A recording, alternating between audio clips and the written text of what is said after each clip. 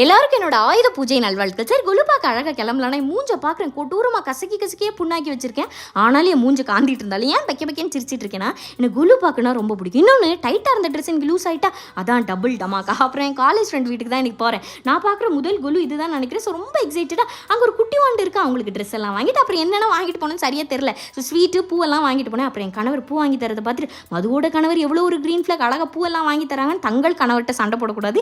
நானே இதை கெஞ்சி கூத்தாடி தான் வாங்கியிருக்கேன். அப்புறம் எல்லாம் முடிச்சுட்டு உள்ளே என்ட்ரானா தான் வீட்டுக்கு அப்படி ஒரு அமைதி மனசில் எல்லா கடவுள் முகத்துலையும் அவ்வளோ ஒரு பீஸ். நான் ஒருத்தவங்களையும் பக்கத்துலேயே இருந்து உத்து பார்த்துக்கிட்டு இருந்தேன். நான் சொல்லியிருக்கேன்னு நினைக்கிறேன், சின்ன பிள்ளையில என் வீட்டு சவரும் கோயில் சவருமே ஒன்றா தான் இருக்கும். கரெக்டாக 5-6 மணிக்கு உள்ளே ஓடிட்டு அங்கே நின்று சும்மா அந்த பூஜை பண்ணுறதை பார்த்துக்கிட்டே இருப்பேன். அவ்வளோ எனக்கு பிடிக்கும். இன்றைக்கும் அப்படி தான். அப்புறம் அந்த வாண்டு அத்தை என் பின்னாடியே தான் இருந்துச்சு. சாப்பிடுங்கன்னு என்னை விடவே இல்லாமல் எனக்கு ரிட்டர்ன் கிஃப்ட்னா கொடுத்தாங்க. நம்ம கூட படித்த பிள்ளை இவ்வளோ அழகாக எல்லாம் தனியாக பண்ணி அந்த சம்பிரதாயம்னா கரெக்டாக பண்ணுறது பார்க்கும்போது ரொம்ப அழகாக இருந்துச்சு. அப்புறம் அந்த கொடுத்த வளையல்லாம் போட்டுட்டு மனசுக்கே ரொம்ப நல்லா இருந்துச்சு.